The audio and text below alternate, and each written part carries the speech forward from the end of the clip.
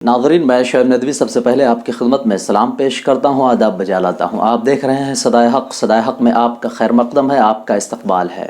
दोस्तों, आज हम बात करने वाले हैं उन तालिब इल्मों के बारे में जिन्हें दिल्ली पुलिस ने गुज़िश्ता 1 साल से क़ैदबंद की सोबतों में रखा, जिसे 15 तारीख को दिल्ली हाई कोर्ट ने रिहा करने का ऑर्डर दे दिया। जामिया मिल्लिया इस्लामिया के होनहार तालिब इल्म आसिफ इकबाल तन्हा और इसी तरह से जेएनयू के दो जाबाज तालिबा जिनका ताल्लुक पिजड़ा तोड़ नामी तंजीम से है, जिसके ये फाउंडर रुकन हैं, एक नताशा नरवाल और दूसरी दिवांगना कलीता। नताशा नरवाल और दिवांगना कलीता हैं, ये वो जाबाज स्टूडेंट्स हैं जिन्होंने गुज़िश्ता साल CAA के खिलाफ, NRC के खिलाफ जबरदस्त मुहिम छेड़ी थी और उसके बाद दिल्ली पुलिस ने किस तरह से इन्हें गिरफ्तार किया। सबसे मजे की बात मैं आपको बतलाता चलूं वो ये है कि इन तीनों तालिब इल्मों की गिरफ्तारी अलग अलग केस में पहले की जाती है। उसके बाद जब दिल्ली कोर्ट की तरफ से इन्हें रिहा करने के ऑर्डर दे दिए जाते हैं तो उनके खिलाफ एक और चार्जशीट तैयार कर दी जाती है दिल्ली पुलिस के जरिए से। चाहे वो आसिफ इकबाल तन्हा हो या नताशा हो या कलीता हो, इनको पहले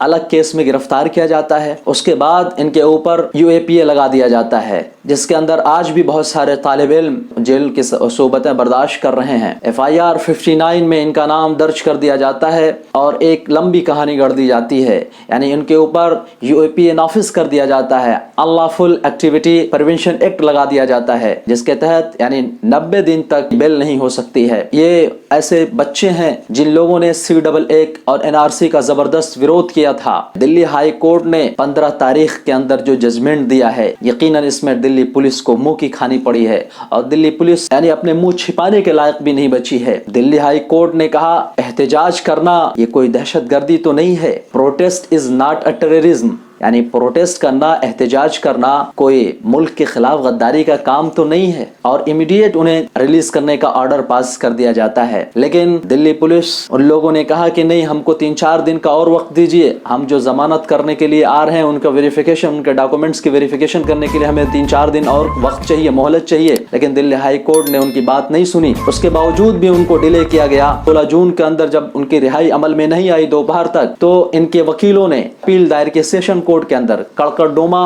अदालत के अंदर। कड़कड़डोमा अदालत में जो है दरवाजा खटखटाते हैं कि इनकी बेल हो गई, उसके बावजूद इन्हें रिलीज नहीं किया जा रहा है। कड़कड़डोमा कोर्ट ने यह कहा कि कल इस पे सुनवाई होगी, यानी 17 जून को सुनवाई करेंगे। 17 जून को सुनवाई शुरू होती है। उसके बाद उन बच्चों को इमीडिएट रिलीज करने का ऑर्डर दिया जाता है। सेशन कोर्ट के जज की तरफ से यह कहा जाता है कि बेल हो जाने के बाद जेल के अंदर रखना ये कहीं से अच्छा नहीं लग रहा है, इनको फौरी तौर पे रिलीज किया जाए। चुनांचे 17 तारीख की रात में तकरीबन 7 से 7:30 के दरमियान इन तीनों बच्चों की रिहाई अमल में आती है और जोरदार उनका खैर मकदम होता है।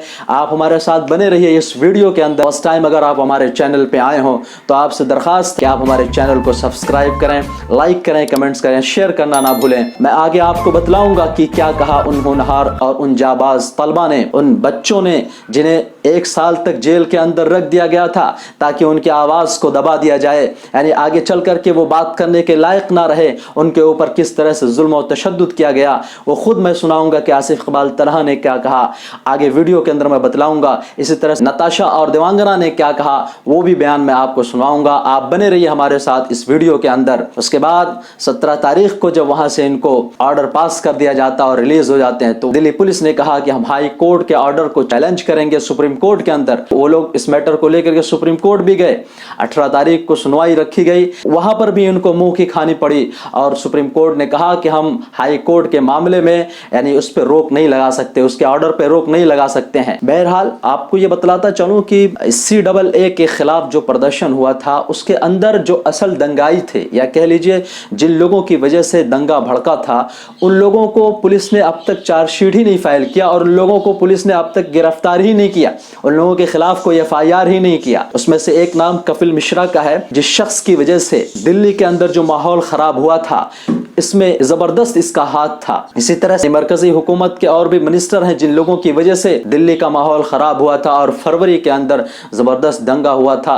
तकरीबन 53 लोगों की जाने गई, 700 लोगों से ज्यादा लोग घायल हुए थे, कई लोगों के घर को जला दिया गया था। उसके बाद जिन लोगों ने CAA की मुखालिफत की थी या NRC की मुखालिफत की थी, खास तौर जामिया के स्टूडेंट या JNU के स्टूडेंट, दिल्ली यूनिवर्सिटी के स्टूडेंट और AMU के स्टूडेंट, उन लोगों के ऊपर क्रैक डाउन किया जाता है मई के महीने से। थे, उन लोगों के ऊपर जबरदस्त क्रैकडाउन किया गया और एक एक करके उन सब की गिरफ्तारी अमल में आई। और कई बच्चे आज भी सलाखों के पीछे हैं। वो बच्चे जो मासूम है, बेकसूर हैं, बेगुनाह हैं, तकरीबन 15-15 साल, 20-20 साल बाद उनकी रिहाई अमल में आती है। और 15 साल, 20 साल, 1 साल कौन इन बच्चों को लौटाएगा? कौन है इसके जिम्मेदार? आखिर इस तरह से पुलिस क्यों बर्बरता करती है?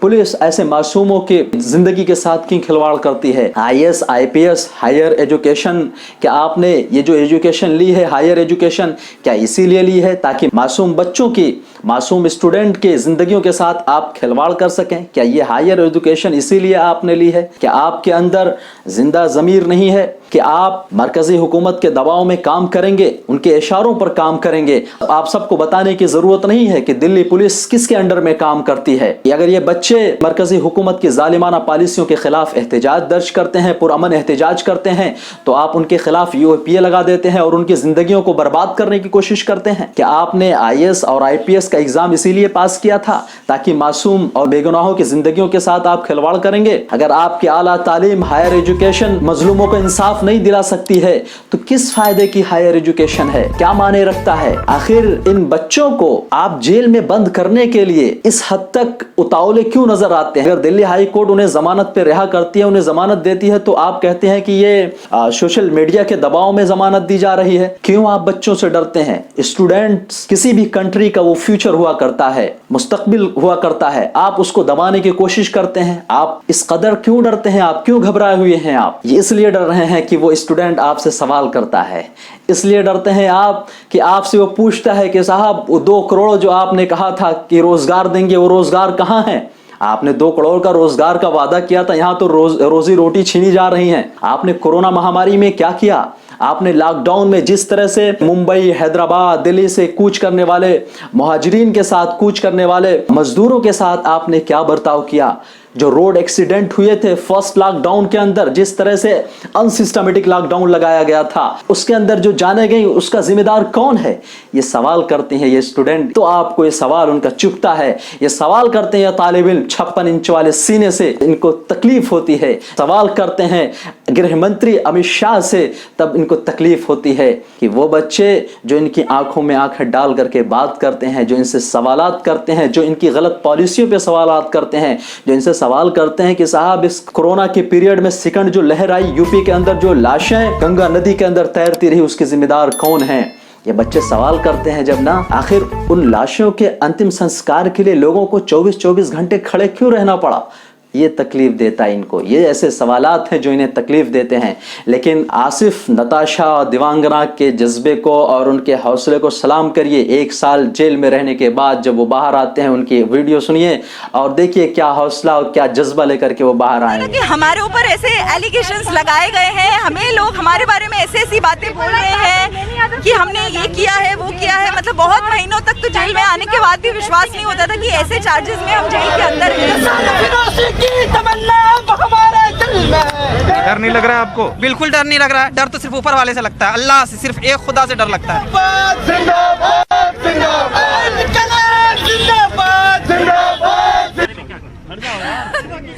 एक हिसाब से तो बहुत मुश्किल था जेल, क्योंकि जेल किसी के लिए भी आसान नहीं होती है।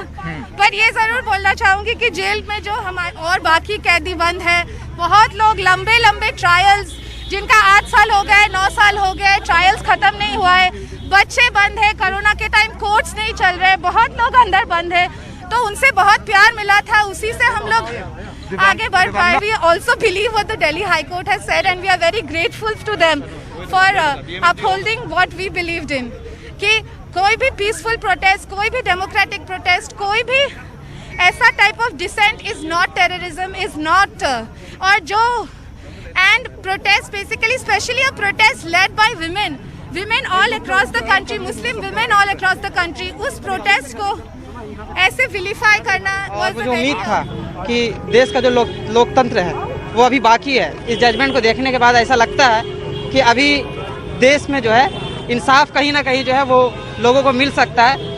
हम आज रिहा हो गए हैं और हमारे जो साथी अभी रिहा नहीं हुए हैं उनके लिए आंदोलन जारी रहेगा। CA NRC जो हमारी आइडेंटिटी की लड़ाई थी वो लड़ाई जारी रहेगी। जो हमारी पहचान की लड़ाई थी वो लड़ाई जारी रहेगी। जो आंदोलन हम लोगों ने जामिया मिल्लिया इस्लामिया से शुरू किया था वो आंदोलन जो है कंटिन्यू जारी रहेगा। आसिफ, ये बताओ कितना मुश्किल था आपके लिए?